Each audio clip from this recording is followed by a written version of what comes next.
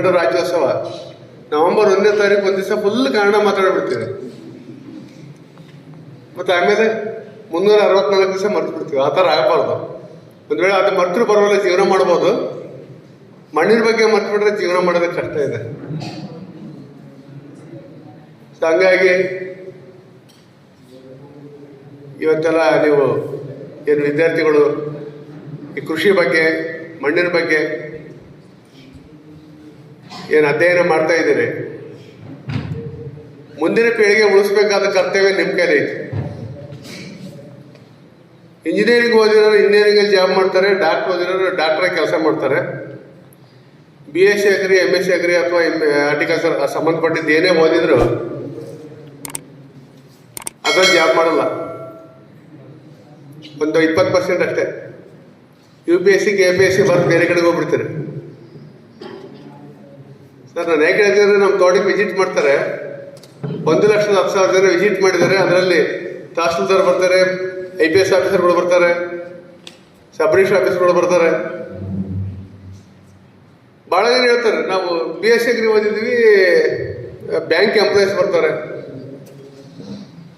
ಅವರೆಲ್ಲ ಈ ಬೇಸಲ್ಲಿ ಓದಿರ್ತಾರೆ, ಅಲ್ಲಿ ಒಂದು ಎಕ್ಸಾಮ್ ಬರ್ಕೊಂಡು ಆ ಕಡೆ ಹೋಗಿರ್ತಾರೆ.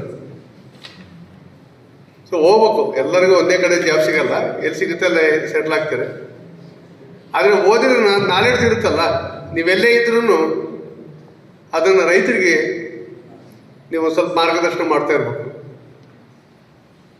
ನನ್ನ ಕೆಲಸ ಅಲ್ಲ, ನಾನು ಬ್ಯಾಂಕ್ ಎಂಪ್ಲಾಯ್, ಬೆಳಗ್ಗೆ ಸಂಜೆ ತನಕ ಕ್ಯಾಶಿಯರ್ ಕೊಟ್ಬಿಟ್ರೆ ನನ್ನ ಕ್ಯಾಶಿಯರ್ ಜಾಬ್ ಮುಗೀತಾ ಅಂತಂದು ಆ ಥರ ತಿಳ್ಕೊಬಾರ್ದು. ನೀವು ಈ ನಾಲೆಡ್ಜನ್ನು ಎಲ್ಲಿ ಸಂದರ್ಭ ಸಿಗುತ್ತೆ, ಎಲ್ಲಿ ವೇದಿಕೆ ಸಿಗುತ್ತೆ, ಮದುವೆ ಮಂಟಪಗಳಲ್ಲಿ ಎಲ್ಲಿ ಹೋಗಿ 4 ಜನ ಸೇರಿರ್ತೀರಿ, ಆ ಸಂದರ್ಭದಲ್ಲಿ ತೋಟ ಹೇಗಿದೆ, ಯಾವ ಥರ ಇದೆ, ಮಣ್ಣು ಯಾವ ಥರ ಇದೆ, ಇದ್ರ ಬಗ್ಗೆ ಚರ್ಚಾ ವೇದಿಕೆಗಳು ಆಗಬೇಕು. ಚರ್ಚಾ ವೇದಿಕೆ ಯಾವ ಥರ ಅಂದರೆ, ಸರ್ ಒಂದು ಎಕ್ಸಾಂಪಲ್ ಹೇಳ್ತೀನಿ ನಿಮಗೆ. ಫೆಬ್ರವರಿಯಲ್ಲಿ ಒಂದು ಮದುವೆ ಇದೆ ಸರ್ ಬಿಜಾಪುರದಲ್ಲಿ. ನಮ್ಮದು state level SFPSC committee member ಅವರು ನನ್ನ ಜೊತೆಗಿದ್ರು. ಅವರು ಮಗನ ಮದುವೆ ಇಟ್ಕೊಂಡಿದ್ದಾರೆ. ರಿಲೇಷನ್ ಪರಿಚಯಸ್ಥರು ಯಾರು ಕರೀತೆ ಅಲ್ಲ, ಓನ್ಲಿ ಪ್ರೋಗ್ರೆಸಿವ್ ಫಾರ್ಮರ್ಸ್ ಅನ್ನೋರು ಮಾತ್ರ ಇನ್ವೈಟ್ ಮಾಡ್ತಾರಂತೆ. ಆರ್ಕೆಸ್ಟ್ರಾ ಇಲ್ಲ, ಚರ್ಚಾ ವೇದಿಕೆ ಇರುತ್ತೆ. ಫೆಬ್ರವರಿಯಲ್ಲಿ ಮದುವೆ.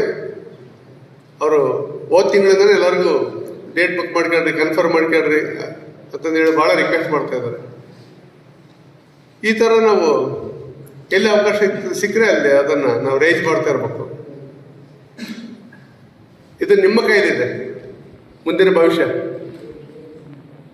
ನಮ್ಮ ಸರ್ಗಳು ನಿಮ್ಮ ಥರ ಓದಬೇಕಾದ್ರೆ ಎಲ್ಲಿ ಬೇಕಾದ್ರೆ ಅಲ್ಲಿ ನೀರು ಕುಡಿದು, ಯಾವುದೋ ಒಂದು ಮರಕ್ಕೆ ಕಲ್ಲು ಹೊಡೆದ್ರೆ ಕಾಯಿ ತಿಂದು ಜೀವನ ಮಾಡಿರೋ ಅಂತಾರೆ.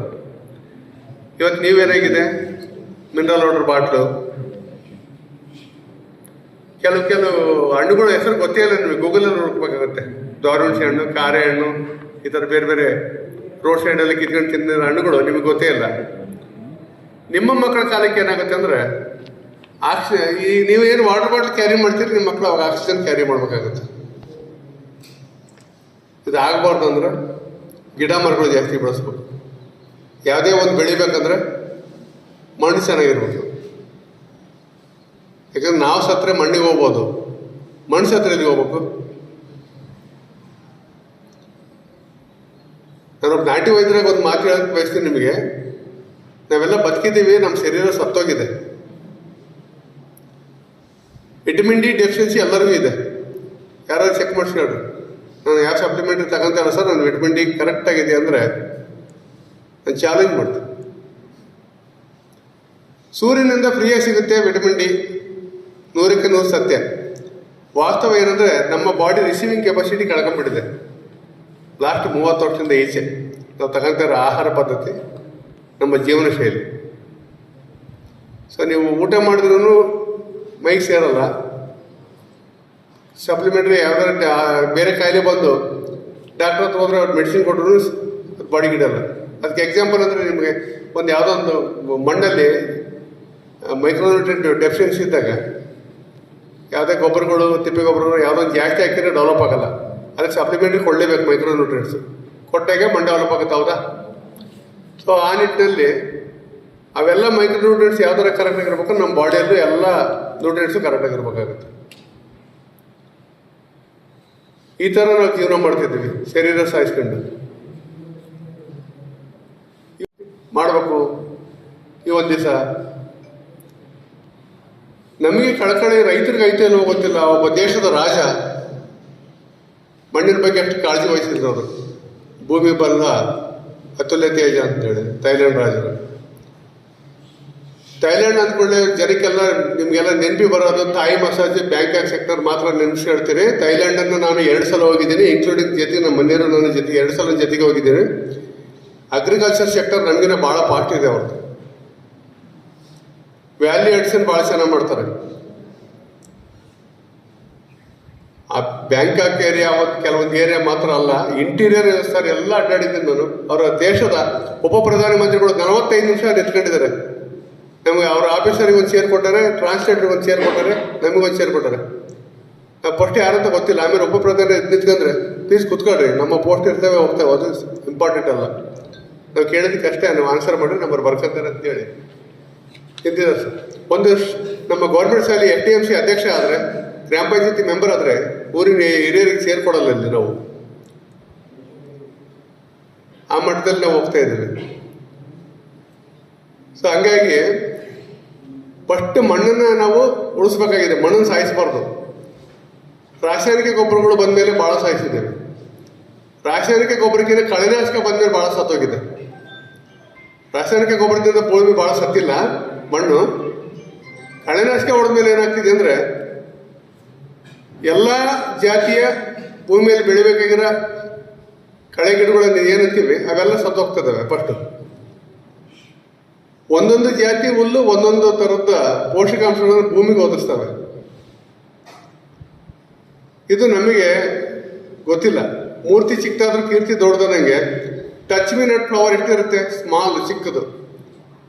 ಜೇನು ಉಳಿಕೆ ಎಷ್ಟು ಮಕರಂದ ಕರೆಕ್ಟ್ ಅದರಲ್ಲೇ ಸಿಗುತ್ತೆ ಆ ಹೂವಲ್ಲಿ. ಆ ಥರ ಪ್ರತಿಯೊಂದು ನಮ್ಮಲ್ಲಿ ನಮ್ಮ ತೋಟದಲ್ಲಿ ಇದ್ದಾವೆ. ಟಚ್ ಮಿ ನಟ್ ಮುಳ್ಳಿದೆ ಅಂತಾರೆ. ಅದಿರೋ ಜಾಗದಲ್ಲಿ ರಾಜವರ್ಷ ಕಟ್ಟಾಡ್ಬೇಕಾದ್ರೆ ಅದಿರೋ ಜಾಗದಲ್ಲಿ ಆಗಿರಲ್ಲ. ಇವೆಲ್ಲ ನಮ್ಗೊಂದು ಒಂದಕ್ಕೊಂದು ಸೈಕ್ಲಿಂಗ್ ಬಯೋಡೈವರ್ಸಿಟಿ ಇರಬೇಕು. ಈ ಮಣ್ಣನ್ನು ಮಟ್ಬೇಕಂದೇಳಿ ಮಾಡಿ ಆರೋಗ್ಯ ದೃಷ್ಟಿಯಿಂದ ನಮ್ಮ ತ್ವಚೆಯ ಮುಖದ ಸೌಂದರ್ಯಕ್ಕಾಗಿ ಬಳಸ್ತಾರೆ. ಮಣ್ಣಿನ ಮಡಿಕೆಯಲ್ಲಿ ನೀವು ಬಂಗಾರದ ನಮ್ಮ ಏನು ಬೆಳ್ಳಿ ತಟ್ಟೆ ಇರ್ಬೋದು, ಮತ್ತೆ ಯಾವುದೇ ಇರ್ಬೋದು, ಸ್ಟೀಲ್ ಪಾತ್ರೆ ಇರ್ಬೋದು, ಮಣ್ಣಿನ ಮಡಿಕೆಯಲ್ಲಿ ಮಾಡಿರೋ ಆಹಾರದ ರುಚಿ ಆರೋಗ್ಯ ಯಾವುದಾದ್ರು ಸಿಗಲ್ಲ. ಹೌದಾ? ಆ ಮಣ್ಣು ಎಷ್ಟು ಆರೋಗ್ಯವಾಗಿರ್ಬೇಕು, ಮತ್ತೆ ನಾವು ಆ ಪಾತ್ರೆಯಲ್ಲಿ ನಾವು ಮಾಡ್ಕೊಂತೀವಿ ಅಂದ್ರೆ ಆ ಮಣ್ಣು ಎಷ್ಟು ಆರೋಗ್ಯವಾಗಿರ್ಬೇಕು. ಇದು ಶ್ರೀಕೃಷ್ಣ ನಡೆದಾಡಿರುವ ಮಣ್ಣು, ಶ್ರೀಕೃಷ್ಣ ಬಾಯಲ್ಲಿ ಇಟ್ಕೊಂಡಿರುವ ಮಣ್ಣು. ನಾವು ಇವತ್ತು ಕಾಡಲ್ಲಿ ಹುಡುಕಿದ್ರು ಸಿಗಲ್ಲ. ಇಡೀ ಭಾರತ ದೇಶದ ಯಾವ ಮೂಲೆಗೆ ಹೋದ್ರೂ ಸಿಗಲ್ಲ. ಅಷ್ಟು ನಾವು ನಮ್ಮ ಜಮೀನು ನಮ್ಮ ಊರನ್ನೇ ಹಾಳು ಮಾಡಿಲ್ಲ, ಕಾಡನ್ನು ಹಾಳು ಮಾಡಿಬಿಟ್ಟಿದ್ದೀವಿ. ಹೋಗಿ ಕಾಡನ್ನು ಬಿಟ್ಟಿಲ್ಲ ನಾವು. ಅಂದರೆ ಅವ್ರ ಬಾಯಲ್ಲಿ ಇಟ್ಕೊಂಡ್ರು ಶ್ರೀಕೃಷ್ಣ ಮಣ್ಣು ತಿಂದ್ರು ಅಂತಂದು ಹೇಳಿದ್ರೆ ಯಾಕೆ ಆ ಪಾಯಿಂಟ್ ಬಂತಂದ್ರೆ ಅಷ್ಟು ಆರೋಗ್ಯವಾಗಿತ್ತು ಮಣ್ಣು ಅಂತ. ನೀವು ನೋಡ್ರಿ, ಯಾವುದೇ ಒಂದು ಗಾಯ ಆದರೆ ನಾವು ಹಳ್ಳಿ ಕಡೆ ಏನು ಮಾಡ್ತೀವಿ ಅಂದರೆ ಸ್ವಲ್ಪ ಮಣ್ಣು ತೆಗೆದು ಅದಕ್ಕೆ ಹಚ್ತೀವಿ, ರಕ್ತ ಬರ್ದಂಗೆ. ಡಾಕ್ಟರ್ ಹತ್ರ ಹೋಗಿ ಮುಲಾಮ್ ಹಚ್ಚಲ್ಲ, ಫಸ್ಟ್ ರೋಡಿನ ಧೂಳು ತೆಗೆದು ಹಚ್ಬಿಡ್ತೀವಿ. ಅಷ್ಟು ಒಂದು ಮಣ್ಣಿಗೆ ಪವರ್ ಇದೆ. ಅಥವಾ ಯಾವುದೋ ಪ್ಲೇಯರ್ಸ್ ನೋಡ್ರಿ, ಅವರು ಈ ಕಬಡ್ಡಿ ಆಡೋರು ಅಥವಾ ಬೇರೆ ಬೇರೆ ಯಾವುದೇ ಪ್ಲೇಯರ್ಸ್ ಆ ಫಸ್ಟ್ ಆ ಮಣ್ಣಿಗೆ ನಮಸ್ಕಾರ ಮಾಡೋದು ಸ್ವಲ್ಪ ಹಿಂಗೆ ಹಚ್ಕೊಂಡು ಹೋಗ್ತಿರ್ತಾರೆ ಅವರು. ಸೊ ಮಣ್ಣಿಂದನೇ, ಮಣ್ಣಿಲ್ಲದೆ ಇದ್ರೆ ಏನೂ ಇಲ್ಲ, ಶೂನ್ಯ. ಇವತ್ತು ಕಾಡು ಬೆಳೆಸಿದ್ರೆ ಕಾಂಕ್ರೀಟ್ ಕಾಡು ಬೆಳೆಸ್ತಾ ಇದ್ದಾರೆ. ಇದು ನಮ್ಮ ಅಭಿವೃದ್ಧಿಯ ಪಥ. ಲ್ಯಾಬ್ಗಳಿದೆ ಪರೀಕ್ಷೆ ಮಾಡಿಸ್ಲಿಕ್ಕೆ. ಆದರೆ ಒಂದು 120 ವರ್ಷದ ಕೆಳಗಿನ ಮಾತಿಗೆ ಹೋದರೆ ಜೆಮ್ಸೆಟ್ಜಿ ಟಾಟಾ ಅವರು ಅವ್ರ ಫ್ಯಾಕ್ಟ್ರಿಗಳು ಏನಾರು ಓಪನ್ ಮಾಡ್ಬೇಕಾದ್ರೆ ಅಲ್ಲಿ ಸಾಯಿಲ್ ಟೆಸ್ಟಿಂಗ್ ಮಾಡಿಸ್ಬೇಕಾಗಿತ್ತು. ಮರಳಿರಲಿ ಯಾವುದೇ ಇರಲಿ, ಗಟ್ಟಿಮುಟ್ಟಿ ಯಾವ ಥರ ಇತ್ತು ಅಂತೇಳಿ ಮಾತಿಗೆ ಜಪಾನಿಗೆ ಹೋಗ್ತಿದ್ದಂತ. ಅವ್ರಿಗೆ ಸ್ವಾಮಿ ವಿವೇಕಾನಂದರು ಭೇಟಿ ಆಗ್ತಾರೆ. ನೀವೇ ಯಾಕೆ ನಿಮ್ಮ ಸಂಪದವನ್ನು ಅಷ್ಟೊಂದು ಸಂಪತ್ತು ಇಟ್ಕೊಂಡು ಪ್ರತಿಯೊಂದು ಸಲ ಇಲ್ಲಿ ಹೋಗ್ತೀರಿ, ನಮ್ಮಲ್ಲಿ ಯಾಕೆ ಒಂದು ಸಾಯಿಲ್ ಟೆಸ್ಟಿಂಗ್ ಇನ್ಸ್ಟಿಟ್ಯೂಟ್ ಓಪನ್ ಮಾಡಬಾರ್ದು ಅಂತೇಳಿ ಹೇಳಿದಾಗ ಇವರು ಅದಕ್ಕೆ ಒಪ್ಕೊಂತಾರೆ. ಅವ್ರಿಗೆ ಫಸ್ಟ್ ಭೂಮಿ ಸಿಕ್ಕಿದ್ದೆ ನಮ್ಮ ಕರ್ನಾಟಕದಲ್ಲಿ, ಮೈಸೂರು ಮಹಾರಾಜರು ಬೆಂಗಳೂರಲ್ಲಿ ದಾನ ಮಾಡಿರ್ತಾರೆ.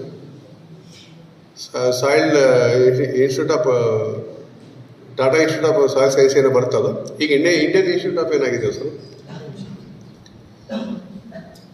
ಸೊ ನಮಗೆ ಈ ಥರ ಬಹಳಷ್ಟು ಮಹಾನುಭಾವರು ನಮಗೆ ದಾರಿ ಹಾಕಿಕೊಟ್ಟಿದ್ದಾರೆ. ಒಳ್ಳೆ ಆರೋಗ್ಯವಾಗ ನಮ್ಮ ಮಕ್ಕಳಿಗೆ ಏನು ಕೊಡ್ತೀವಿ ಅಂದರೆ ಒಂದು ರೂಮಲ್ಲಿ ಬಂಗಾರ, ವಜ್ರ, ವೈಡೂರ್ಯ, ಬ್ಯಾಂಕ್ ಲಾಕರ್, ಆಸ್ತಿ ಪತ್ರಗಳು. ನಮ್ಮ ಪೂರ್ವಿಕರು ನಮಗೇನು ಕೊಟ್ಟರು? ಒಳ್ಳೆ ಪರಿಸರ, ಒಳ್ಳೆ ಮಣ್ಣು, ಒಳ್ಳೆ ಆರೋಗ್ಯ ಕೊಟ್ಟಿದ್ದಾರೆ. ನಾವು ಇವನ್ನೆಲ್ಲ ಕೊಟ್ಬಿಟ್ಟು ಅವರಿಗೆ ಪತ್ರಗಳು, ಲಿಕ್ವಿಡ್ ಕ್ಯಾಶ್ ಕೊಟ್ಟು ಓಡಪ್ಪ ಜೀವನ ಪರ್ಯಂತ ಹಾಸ್ಪಿಟ್ಲಿಗೆ. ಇವತ್ತು ನಾವು ದುಡಿತಾ ಇದ್ದೀವಿ. ಎಷ್ಟು ಮಟ್ಟಿಗೆ ದುಡಿತಾ ಇದ್ದೀವಿ ಅಂದರೆ ಓಡೋದು ಜೀವನ. ಎಲ್ಲಿ ತನಕ ಓಡ್ತೀವಿ? ICU, ವೆಂಟಿಲೇಟ್, ಲಾಸ್ಟಿಗೆ ಏನಾದ್ರು ಅಲ್ಪ ಸ್ವಲ್ಪ ದುಡ್ಡು ಹೊಡೆದ್ರೆ ಸೇವಾ ಸಂಸ್ಕಾರ. ಚಿಕ್ಕವರಿದ್ದಾಗ ಒಂದು ಕನ್ನಡ ಶಾಲೆಯಲ್ಲಿ ಒಂದು ಪದ್ಯ ಬರ್ತಿತ್ತು ಗೊತ್ತಾ? 1 2 ಬಾಳಲೆ 2, 3 4 ಅನ್ನ ಹಾಕು, ಅದು ಹಾಕಿ 9 10 ಹೀಗಿತ್ತು, ಊಟದ ಆಟ ಮುಗಿದಿತ್ತು ಅಂತೇಳಿ. ಈಗ ನಮ್ಮ ಜೀವನ ಹಂಗಾಗಿದೆ. ಓಡು ಓಡು ಓಡು, ICU ತನಕ ಓಡು, ವೆಂಟಿಲೇಟರ್ ತನಕ ಓಡು, ಆಮೇಲೆ ಏನೋ ಸ್ವಲ್ಪ ಓಡಿದ್ರೆ ಸೇವಾ ಸಂಸ್ಕಾರ ಮಾಡಿ ವೈಕುಂಠ ಸಮಾರಾಧನೆ ಮಾಡಿ ಬಂದವ್ರನ್ನ ಗುಡಕ್ಕೆ ಹಾಕಿ ಕಳಿಸೋ ಅಂತೇಳಿ. ಇದು ನಮಗೆ ಬೇಕಾಗಿತ್ತ? ಆ್ಯಕ್ಚುಲಿ ನಮ್ಮ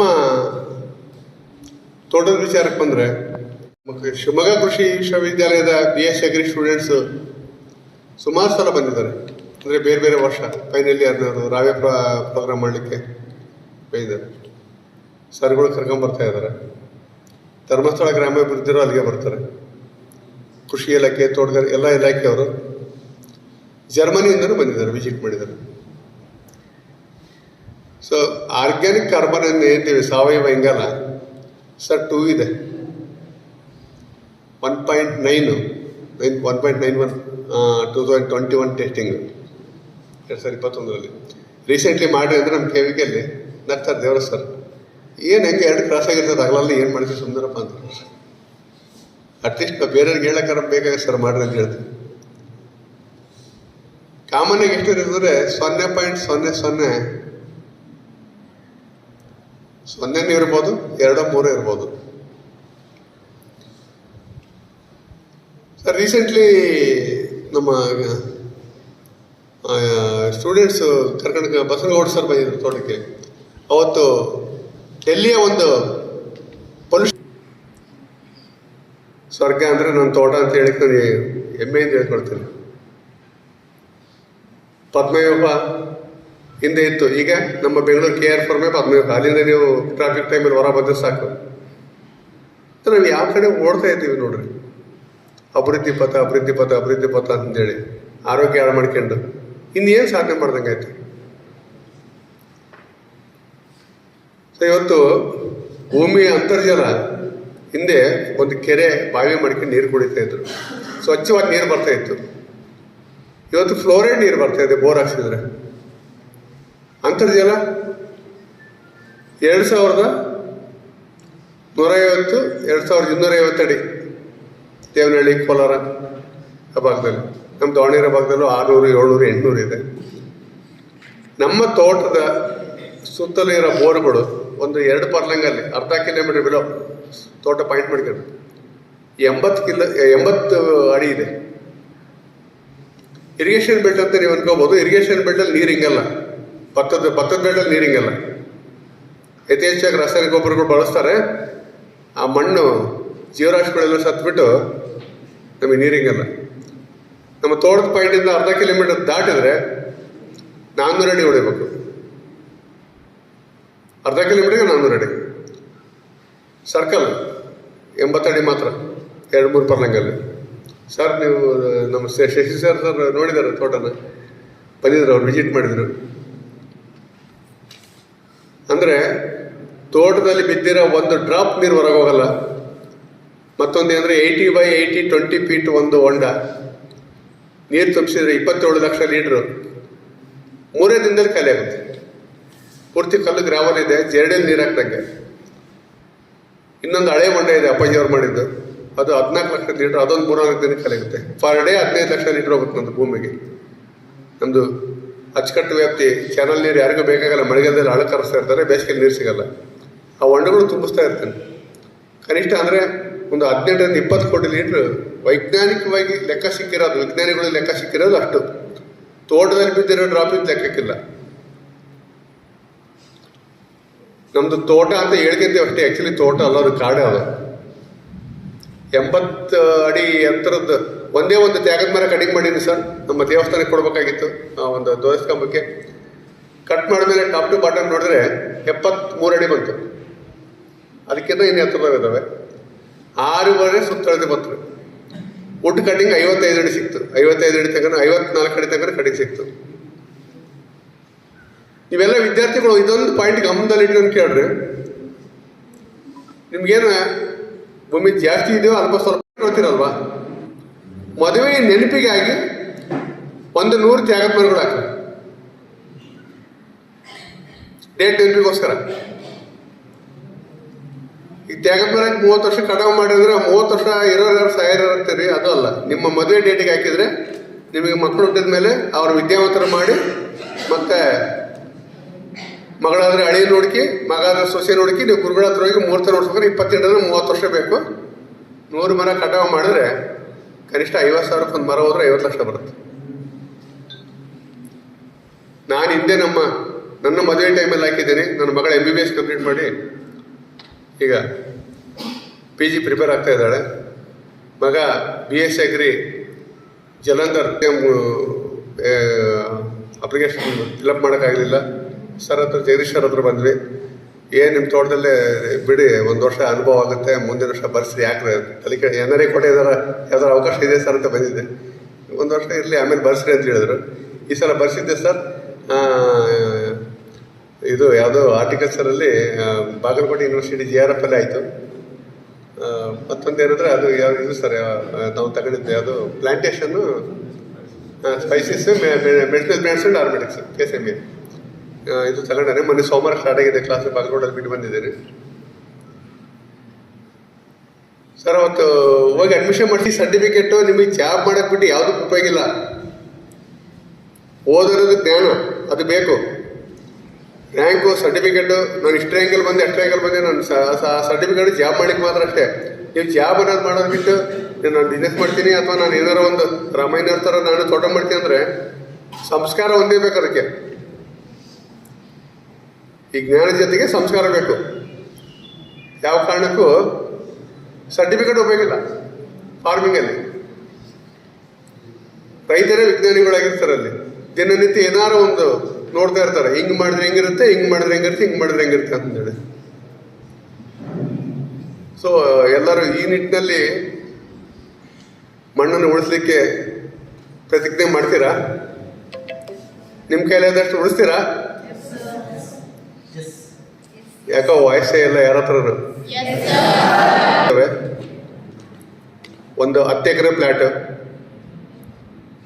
1/2 ಅಡಿ ದಪ್ಪ, 6.5 ಅಡಿ ದಪ್ಪ, 10-15 ಅಡಿ ಹತ್ರ, 80 ಅಡಿ ಹತ್ರ ಅರಣ್ಯ ಮರಗಳು, ಹಣ್ಣಿನ ಮರಗಳು. ಎಲ್ಲದಕ್ಕಿಂತ ಮೇನ್ ಅಂದರೆ ಹೆಣ್ಮಕ್ಳು ಹಾಕ್ಲಿಕ್ಕೆ. ನಾನೊಬ್ಬ ನಾಟಿ ವೈದ್ಯರಾಗಿ ಹೇಳ್ತಿದ್ದೀನಿ, ನೀವು ಬೆಳಗ್ಗೆ ಮಧ್ಯಾಹ್ನ ಏನಾರು ತಿನ್ನಿರಿ, ರಾತ್ರಿ ಹಣ್ಣು ತಿನ್ನಿರಿ, ಆರೋಗ್ಯನೂ ಚೆನ್ನಾಗಿರುತ್ತೆ, ಅರ್ಧ ಶ್ರಮನೂ ಕಡಿಮೆ ಆಗುತ್ತೆ, ಆಸ್ಪತ್ರೆಗೆ ಹೋಗಿ ಖರ್ಚು ಉಳಿಯುತ್ತೆ. ತೋಟ ಇದ್ದರು ತೋಟದ ಮಧ್ಯದಲ್ಲಿ ಫೀಲ್ಡ್ ಕ್ರಾಪ್ ಮಾಡೋರು 1 ಎಕರೆಯಲ್ಲಿ ಹಣ್ಣಿನ ಗಿಡ ಬೆಳೆಸಿ ಅಂದರೆ ಆ ಫೀಲ್ಡ್ ಕ್ರಾಪ್ದವ್ರು ಕ್ವಶನ್ ಕೇಳ್ತಾರೆ ನನಗೆ, ಸರ್ 1 ಎಕರೆ ಪೂರ್ತಿ ಹಣ್ಣಿನ ಗಿಡ ಬೆಳೆಸ್ಬಿಟ್ರೆ ನಮ್ಗೆ ಏನು ಇನ್ಕಮ್ ಬರುತ್ತೆ? ಹೆಣ್ಮಕ್ಳಿಗೆ ಗೊತ್ತು ಇನ್ಕಮ್ ಏನು ಅಂತೇಳಿ. ಒಂದು ರಾತ್ರಿ ಅಡುಗೆದು ಎಷ್ಟು ಖರ್ಚು ಬರುತ್ತೆ, ಗ್ಯಾಸ್ ಲೈಟ್ರಿಂದ ಹಿಡಿದು ಲಾಸ್ಟ್ ಪಾತ್ರೆ ತೊಳೆಯೋ ಸಾಮಾನು ಸೋಪ್ ತನಕ ಮಧ್ಯೆ ಬಳಸಿರೋ ರೇಷನ್ ಲೆಕ್ಕ ಹಾಕಿ 1 ಡೇ ಎಷ್ಟಾಯಿತು, 30 ದಿನಕ್ಕೆ ಎಷ್ಟಾಯಿತು, ವರ್ಷಕ್ಕೆ ಎಷ್ಟಾಯ್ತು ಲೆಕ್ಕ ಹಾಕಿದ್ರೆ ಅಷ್ಟು ನಿಮಗೆ ನೀವು ಉಳಿದಿದ್ದೆಲ್ಲ ನೀವು ದುಡ್ದಾಗೆ. ಇದು ಪ್ರತ್ಯಕ್ಷವಾಗಿ ಕಾಣೋದು. ಪರೋಕ್ಷವಾಗಿ ಕಾಣೋದು ಏನಂದರೆ ಆರೋಗ್ಯ. ಒಂದ್ಸಲ ಹಾಸ್ಪಿಟ್ಲಿಗೆ ಹೋದ್ರೆ ಎಷ್ಟು ಕೊಡ್ತೀರೋ ಗೊತ್ತಿಲ್ಲ. ಸೊ ಹಂಗಾಗಿ ಎಲ್ಲರೂ ಭೂಮಿ ಇದ್ದರು ಹಾಕ್ಯಾಡ್ರಿ, ಭೂಮಿ ಇಲ್ದರು ಅಟ್ಲೀಸ್ಟು ಅಡುಗೆ ಮಾಡೋದು ಬಿಟ್ಟು ಪರ್ಚೇಸ್ ಮಾಡೋದು ತಿನ್ನಿರಿ.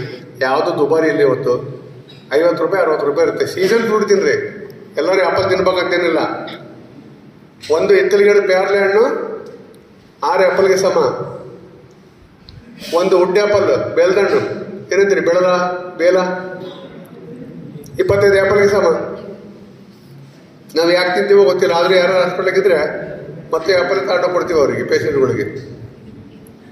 ಸೊ ಈ ನಿಟ್ಟಿನಲ್ಲಿ ಎಲ್ಲರೂ ಆರೋಗ್ಯ ಕಾಪಾಡಿಕೊಂಡು ಮಣ್ಣನ್ನು ಸಂರಕ್ಷಣೆ ಮಾಡ್ತಾ ಮುಂದಿನ ಪೀಳಿಗೆಗೆ ಅಟ್ಲೀಸ್ಟ್ ಇನ್ನೂ ಇಂಪ್ರೂವ್ ಮಾಡಿ ಕೊಡದೇ ಇದ್ರೂ ಪರವಾಗಿಲ್ಲ, ಯಥಾವತ್ತಾಗಿ ಕೊಡ್ತೀವಿ ಅಂತ ಹೇಳ್ತಾ ನಾವು ಮುಂದೆ ಸಾಗೋಣ. ಸಮಯ ಭಾಳ ಅಭಾವ ಆಗ್ತಿದೆ. ಸೊ ಈ ನಿಟ್ಟಿನಲ್ಲಿ ನಾವು ಮುಂದೆ ಸಾಗೋಣ ಅಂತ ಹೇಳ್ದ ನನಗೆ ಅವಕಾಶ. ನಮ್ಮ ಪ್ರಪಂಚದಲ್ಲಿ ಎಷ್ಟು ಥರದ ಮಣ್ಣುಗಳಿದಾವೋ ಅದೇ ಥರ 8 ಅಂದರೆ ಅದರ 80% ಮಣ್ಣು ನಮ್ಮ ದೇಶದಲ್ಲಿ. ಯಾವ ಥರ ಮಣ್ಣನ್ನು ತಗೊಳ್ಳಿ, ಮೆಕ್ಕಲು ಮಣ್ಣು ತಗೊಳ್ಳಿ, ಕೆಂಪು ಮಣ್ಣು ತಗೊಳ್ಳಿ, ಎರೆಮಣ್ಣು ತಗೊಳ್ಳಿ, ಕೆಂಪು ತಗೊಳ್ಳಿ, ಲ್ಯಾಟ್ರೈಟ್ ಸಾಯಿಲ್ ನಮ್ಮದು, ಲ್ಯಾಟ್ರೈಟ್ ಸಾಯಿಲ್ ತಗೊಳ್ಳಿ, ಗ್ಲೇಸಿಯರ್, ಡೆಸರ್ಟ್ಸ್, ಯಾವುದೇ ತಗೊಂಡ್ರೂ ಎಲ್ಲ ಥರದ ಮಣ್ಣುಗಳು ನಮ್ಮ ದೇಶದಲ್ಲಿ ಇದೆ. ಪ್ರತಿಯೊಂದು ಮಣ್ಣಿಗೂ ಸಹ ತನ್ನದೇ ಆದ ಗಿಡಗಳನ್ನು ಪೋಷಿಸಬೇಕಂತ ಆಸೆ ಇರುತ್ತೆ. ಈಗ ಡೆಸರ್ಟಲ್ಲಿ ಯಾವುದು ಹಣ್ಣನ್ನು ಬೆಳೀತಾರೆ, ಖರ್ಜೂರ ಇಂಥವೆಲ್ಲ ಬೆಳೀತಾರೆ, ಝೀರೋಫೈಟ್ಸ್ ಅಲ್ವಾ. ಅದೇ ಜಾಸ್ತಿ ಮಳೆ ಬೆಳೆಯುವಂಥ ಪ್ರದೇಶದಲ್ಲಿ ಹೆಚ್ಚಾಗಿ ಕಾಡು ಮರಗಳನ್ನು ಬೆಳಿತೀವಿ, ನೈಟ್ರೋಟ್ರೈಸ್ ನೋಡ್ತೀವಿ. ಕಪ್ಪು ಮಣ್ಣಿನಲ್ಲಿ ಮಳೆಯನ್ನು ಹಿಡ್ಕೊಳ್ಳೋದು ಶಕ್ತಿ ಇರೋದ್ರಿಂದ ಕೆಲವೊಂದು ಬೆಳೆಗಳನ್ನು ಬೆಳಿತೀವಿ. ಎಸ್ಪೆಷಲಿ ನಾವು ಜೋಳವನ್ನು ಬೆಳಿತೀವಿ, ಆಮೇಲೆ ಕಡಲೆಯನ್ನು ಬೆಳಿತೀವಿ, ಕುಸುಬೆಯನ್ನು ಬೆಳಿತೀವಿ, ಎಲ್ಲ ಬೆಳೆಗಳನ್ನು ಬೆಳಿತೀವಿ. ಸ್ಯಾಂಡಿ ಸಾಯಿಲ್ಸಲ್ಲಿ ನಾವು ನೀರಾವರಿದ್ರೆ ಮಾತ್ರ ಬೆಳೆಯೋಕ್ಕಾಗ್ತದೆ. ಇಲ್ಲಿ ನಾವು ಹೊಗೆ ಸೊಪ್ಪು ಈ ಥರ ಬೇರೆ ಬೇರೆ ಬೆಳೆಗಳನ್ನು, ರಾಗಿ ಮತ್ತು ತೃಣಧಾನ್ಯಗಳನ್ನು ಬೆಳಿತೇವೆ. ಏನೋ ಹೇಳ್ತೀನಿ ಅಂದರೆ, ಮಣ್ಣು ಯಾವ ರೀತಿ ಇರುತ್ತೋ ಅದೇ ಥರ ಮಣ್ಣಿನಲ್ಲಿ ಇರುವ ಬೆಳೆಗಳಿರ್ತವೆ. ಆ ಬೆಳೆಗಳನ್ನು ಉಪಯೋಗಿಸ್ತಾರೆ. ಆಯಾ ಪ್ರದೇಶದಲ್ಲಿ ಆಯಾ ಹವಾಗುಣ, ಆಯಾ ಮಣ್ಣಿಗೆ ಸರಿಯಾಗಿ ಬೆಳೆಗಳು ಬರ್ತವೆ. ಬೆಳೆಗಳಿಂದ ನಾವು ಉಪಯೋಗಿಸ್ತೀವಿ. ಸೊ ನಾನು ಹೇಳಲಿಕ್ಕೆ ಇಷ್ಟಪಡ್ತೀನಿ, ಎಲ್ಲಿ ಮಣ್ಣು ಡೈವರ್ಸ್ ಇದೆಯೋ ಅಲ್ಲಿ ಡೈವರ್ಸ್ ಇಕೋಸಿಸ್ಟಮ್ಸ್ ಇರ್ತದೆ, ಡೈವರ್ಸ್ ಕ್ರಾಪ್ಸ್ ಇರ್ತದೆ, ಮತ್ತು ಅದನ್ನು ಆಹಾರ ಪದ್ಧತಿ, ನಮ್ಮ ಸಂಸ್ಕಾರ ಮತ್ತು ಎಲ್ಲವೂ ಸಹ ಮಣ್ಣಿನಿಂದಲೇ ಕೂಡಿರ್ತದೆ. ಈಗ ರಾಮನ್ ಮಣ್ಣಿನ ಕುಡಿಕೆಯಲ್ಲಿ ನೀರು ಕುಡಿದ್ರೆ ಭಾಳ ಶ್ರೇಷ್ಠ. ಯಾಕೆಂದರೆ ಫ್ರಿಜ್ ಬೇಕಾಗಿಲ್ಲ. ನಿಮ್ಮ ಹಾಸ್ಟೆಲಲ್ಲಿ ಒಂದು ಕೊಲ್ಲಾಪುರ ಮಡಿಕೆ ಇಟ್ಕೊಂಡು ಅದ್ರ ನೀರು ಹಾಕ್ಬಿಟ್ರೆ ನಿಮಗೆ ಅದರ ಐಸ್ ಕೂಲ್ ಇದ್ದಾಗಿರುತ್ತೆ. ಅಂದರೆ ಅಷ್ಟು ಕೆಪಲರಿ ಆ್ಯಕ್ಷನ್ಸ್ ಅಲ್ಲಿರ್ತದೆ. ಈಗ ಅದೇ ಹೇಳಿದ್ರು, ಮಣ್ಣಿನಲ್ಲಿ ಸಾವಿರಾರು ಬ್ಯಾಕ್ಟೀರಿಯಾಗಳು, ವೈರಸ್ಗಳು ಇರ್ತವೆ. ಒಂದು ಸ್ಪೂನ್ ಮಣ್ಣಿನಲ್ಲಿ 800 ಕೋಟಿ ಬ್ಯಾಕ್ಟೀರಿಯಾಗಳು ಇರ್ತವೆ. ಇಮ್ಯಾಜಿನ್ ಮಾಡಿದ್ದೀರಾ? ಸಾಧ್ಯನೇ ಇಲ್ಲ. ಸೊ ಹಾಗಾಗಿ ನೀವೆಲ್ಲರ ಕ್ರಿಕೆಟಲ್ಲಿ, ಕಬಡ್ಡಿಯಲ್ಲಿ, ಆಟದಲ್ಲಿ ಬಿದ್ದಾಗ ನೀವು ಮಣ್ಣಿನ ಒಂದು ಹರಿಸ್ಕೊಳ್ಳೋದು ಸಹಜ. ಗಾಯ ಆದರೆ ಮಣ್ಣಿನ ಹಚ್ಕೊಂಡು ಏನಾದರೆ ನಮಗೆ ಯೂಸ್ಫುಲ್ ಬ್ಯಾಕ್ಟೀರಿಯಾಸು ನಿಮ್ಮ ಹೀಲ್ ಮಾಡ್ತವೆ. ಸೊ ಆಂಟಿಬಯೋಟಿಕ್ಸ್ ಆ ಥರ ಆಗಿ ಕೆಲಸ ಮಾಡುತ್ತೆ. ಹಳ್ಳಿಯಲ್ಲಿ ಯಾರು ಹುಟ್ಟಿರ್ತಾರೆ, ಅವರು ಗದ್ದೆ ಮತ್ತು ಇದು ಸಂಪರ್ಕ ಇರ್ತಾರೆ, ಅವರಿಗೆ ಯಾವುದೇ ಕಾಯಿಲೆಗಳು ಬರಲ್ಲ. ಯಾಕೆಂತ ಹೇಳಿದ್ರೆ they are living with the soil, living with the ecosystem, living with the bacterias and virus. ಅವರು ಆರೋಗ್ಯವಾಗಿರ್ತಾರೆ. ಇವತ್ತಿನ ಒಂದು ವಿಚಾರ 3. ಒಂದು ಮಣ್ಣಿನ ಕಾಳಜಿಯ ಬಗ್ಗೆ. ಮಣ್ಣಿನ ಕಾಳಜಿಯ ಬಗ್ಗೆ ಅಂತ ಹೇಳಿದ್ರೆ ನಾವು ಹೇಳ್ತಾ ಇದ್ದೀವಿ, ಮಣ್ಣಿನಲ್ಲಿ ಯಾವ್ಯಾವ ಅಂಶಗಳಿರ್ತವೆ, ಮಣ್ಣಿನ ಗುಣಧರ್ಮಗಳೇನು, ಆ ರೀತಿಯ ನಾವು ಮಾಪನ ಮಾಡಬೇಕಾಗ್ತದೆ. ಸುಮಾರು 3 elements, 13 micro nutrients, second nutrients, ಮತ್ತು ಮುಖ್ಯವಾಗಿ ಮಣ್ಣಿನ ಮಾಪನ ಮಾಡಬೇಕಾದ್ರೆ ಬೇಕಾಗಿರೋದು ನಮಗೆ ಸಾಯಿಲ್ ಕಾರ್ಬನ್, ಸಾಯಿಲ್ದ ಇಂಗಾಲದ ಅಂಶ. ಸಾಯಿಲ್ದ ಇಂಗಾಲದ ಅಂಶ ಅವ್ರ ತೋಟದಲ್ಲಿ 2 ಇದ್ದರೆ ನಮ್ಮ ಶಿವಮೊಗ್ಗದಲ್ಲಿ 0.25 ಇದೆ, ಇರುವಕ್ಕಿನಲ್ಲಿ 1.5 ಇದೆ. ಇದಕ್ಕೆ ವರ್ಜಿನ್ ಸಾಯಿಲ್ ಇರೋದ್ರಿಂದ 1.5 ಇದೆ. ಇದನ್ನು ಉಳಿಸ್ಕೊಳ್ಳೋದೇ ನಮ್ಮ ದೊಡ್ಡ ಜವಾಬ್ದಾರಿ. ಇಂಗಾಲ ಆಕಾಶದಲ್ಲಿರ್ತದೆ, ಸಾರಜನಕ ಆಕಾಶದಲ್ಲಿರ್ತದೆ. ಅದನ್ನು ಭೂಮಿಗೆ ಯಾವ ರೀತಿ ತರಬೇಕು ಅನ್ನೋ ಪ್ರಯತ್ನವನ್ನು ನಾವು ಮಾಡಬೇಕಾಗ್ತದೆ. ಅದಕ್ಕೆ ಕೆಲವು ಬೆಳೆಗಳನ್ನು ಬೆಳಿಬೇಕಾಗ್ತದೆ, ಕೆಲವು ಬ್ಯಾಕ್ಟೀರಿಯಾಗಳ ಕಲ್ಚರನ್ನು ನಾವು ಮಾಡಬೇಕಾಗ್ತದೆ.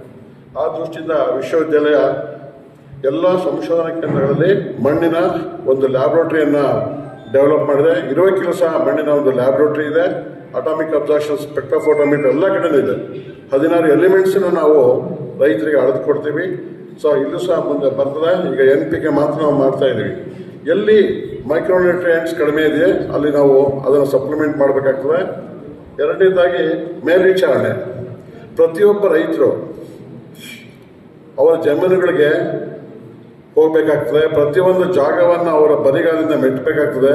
ಎಲ್ಲಿ ಮೆತ್ತಗಿರುತ್ತೋ ಕುಷನ್ ಎಫೆಕ್ಟ್ ಇದೆಯೋ ಅಲ್ಲಿ ಸಾವಯವ ಪದಾರ್ಥ ಜಾಸ್ತಿ ಇದೆ ಅಂತ ಅರ್ಥ, ಅಲ್ಲಿ ಫಲವತ್ತಾಗಿದೆ ಅಂತ ಅರ್ಥ.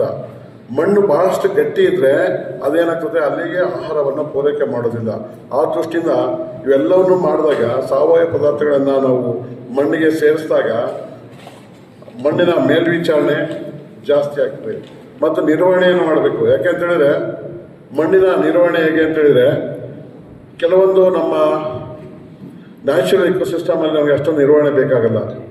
ಎಸ್ಪೆಷಲಿ ಏನಾಗಿದೆ, ಇರಿಗೇಷನ್ ಪ್ರಾಜೆಕ್ಟ್ಸಲ್ಲಿ ಏನಾಗಿದೆ, ದೊಡ್ಡ ದೊಡ್ಡ ಡ್ಯಾಮ್ಗಳನ್ನು ನಾವು ಕಟ್ಟಿದ್ದೇವೆ. ದೊಡ್ಡ ದೊಡ್ಡ ಡ್ಯಾಮ್ಗಳನ್ನು ಕಟ್ಟಿಬಿಟ್ಟು ನೀರಾವರಿಯನ್ನು ಬಿಟ್ಟಿದ್ದೇವೆ. ಆ ನೀರಾವರಿಯಲ್ಲಿ ಯಾಕೆ ನೀರಾಯ್ತು ಅಂದರೆ ಒಬ್ಬನ ಕಬ್ಬಿನಲ್ಲಿ ನೀರು ಬಿಟ್ಟರೆ ಇನ್ನೊಬ್ಬನ ಕಬ್ಬಿನಲ್ಲಿ ಹೋದಾಗ ಅವ್ನು ಫೋನ್ ಮಾಡ್ತಾನೆ, ನಿಮ್ಮ ಕಬ್ಬಿನೆಲ್ಲ ಮುಗೀತು ನಾನು ಹಾಸ್ಕೊತೀನಿ ಅಂತ. ಎಷ್ಟು ನೀರು ಬಿಟ್ಟಿರ್ತಾನೋ ಏನೋ ಒಂದು ಗೊತ್ತಾಗಲ್ಲ. ಅಷ್ಟೊಂದು ಹೆಚ್ಚಿನ ಒಂದು ಯಥೇಚ್ಛವಾದ ನೀರನ್ನು ಬಳಸ್ತಾ ಇರೋದ್ರಿಂದ ನಮ್ಮ ಭೂಮಿಗಳು ಸವಳಾಗ್ತಾ ಇದ್ದಾವೆ. ಕೆಲವೊಂದು ಭೂಮಿಗಳು ಆಮ್ಲವಾಗ್ತದೆ. ಅದನ್ನು ರೆಕ್ಟಿಫೈ ಮಾಡುವಂಥ ಕೆಲಸವನ್ನು ವಿಶ್ವವಿದ್ಯಾಲಯ ಮಾಡ್ತಾರೆ. ಆದರೆ ಮಣ್ಣಿನ ನಿರ್ವಹಣೆ ಜೊತೆಗೆ ನೀರಿನ ನಿರ್ವಹಣೆಯೂ ಸಹ ಭಾಳ ಬೇಕಾಗ್ತದೆ. ಒಣ ಬೇಸಾಯದಲ್ಲಿ ಇವೆಲ್ಲ ಅಷ್ಟು ಪ್ರಾಬ್ಲಮ್ ಇರಲ್ಲ. ಆದರೆ ಎಲ್ಲಿ ನೀರಾವರಿ ಪ್ರದೇಶ ಇದೆಯೋ ಅಲ್ಲಿ ಮಣ್ಣಿನ ನಿರ್ವಹಣೆ ಮತ್ತು ನೀರಿನ ನಿರ್ವಹಣೆಯನ್ನು ನಾವು ಅಚ್ಚುಕಟ್ಟಾಗಿ ಮಾಡಬೇಕಾಗ್ತದೆ.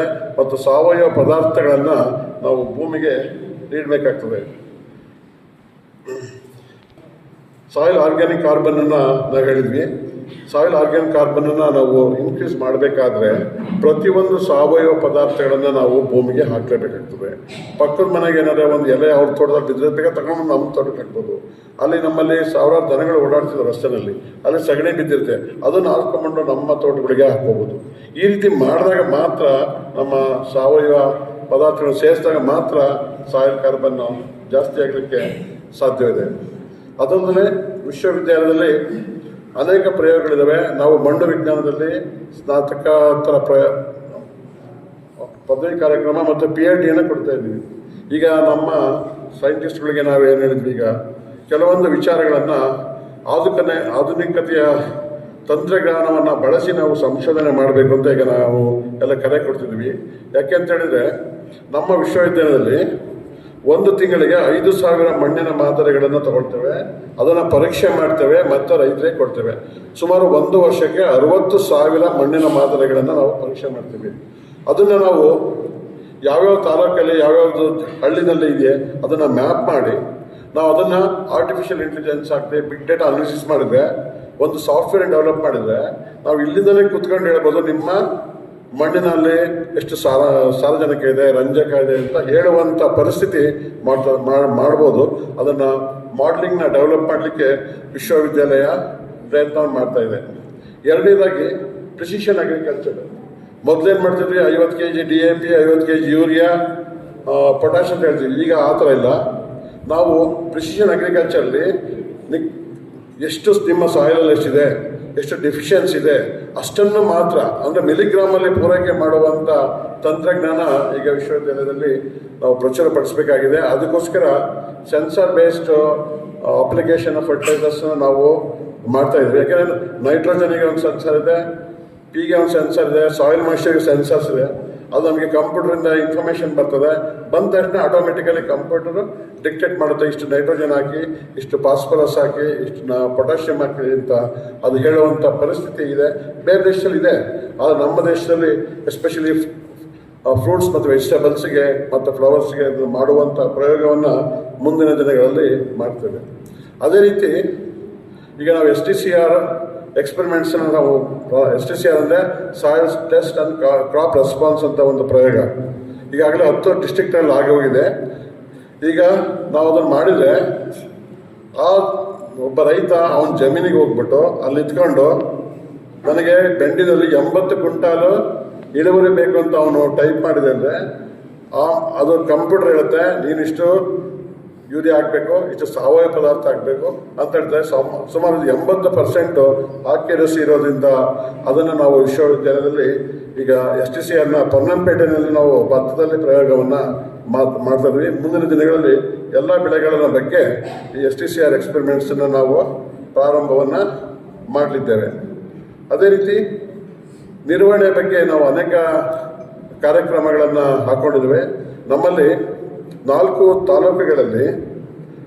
ತಾಲೂಕುಗಳಲ್ಲಿ ಪ್ರತಿಯೊಂದು ಮೈಕ್ರೋ ವಾಟರ್ ಶೆಡ್ಡಲ್ಲಿ ಒಂದೊಂದು ಸರ್ವೆ ನಂಬರಲ್ಲಿ ಸುಮಾರು 300 ಗುಂಡಿಗಳನ್ನು 1 ಮೀಟರ್ ಆಳದ ಗುಂಡಿಯನ್ನು ತೆಗೆದು ಪ್ರತಿಯೊಂದು 6 ಇಂಚಿಗೆ ಒಂದೊಂದು ಮಣ್ಣಿನ ಮಾದರಿ ತೆಗೆದು 8 ಅಡಿ ಆಳ ತನಕ ನಾವು ಅದು ವಿಶ್ಲೇಷಣೆ ಮಾಡ್ತೀವಿ. ಸುಮಾರು ಒಂದು ಸರ್ವೆ ನಂಬರಲ್ಲಿ 30 ತೆಗಿದ್ದೀವಿ. ಅದ್ರ ಮೇಲೆ ನಾವು ಮಣ್ಣಿನ ಗುಣಧರ್ಮ ಹೇಗಿದೆ, ಆಧಾರದ ಮೇಲೆ ಎಷ್ಟನ್ನ ಅವನು ಯಾವ ಬೆಳೆ ಬೆಳಿಬೋದು, ಎಷ್ಟು ಗೊಬ್ಬರ ಹಾಕಬೇಕು ಅಂತ ನಿಖರವಾಗಿ ಹೇಳ್ತಾ ಇದ್ವಿ. ಇದನ್ನು ಸುಮಾರು 3 ಲಕ್ಷ ಹೆಕ್ಟೇರ್ ಪ್ರದೇಶದಲ್ಲಿ ವಿಶ್ವವಿದ್ಯಾಲಯ ಇವತ್ತು ಮಾಡ್ತಾ ಇದ್ವಿ. ನಮ್ಮಲ್ಲಿ ಶಿಕಾರಿಪುರದಲ್ಲಿದೆ, ಚನ್ನಗಿರಿಲಿದೆ.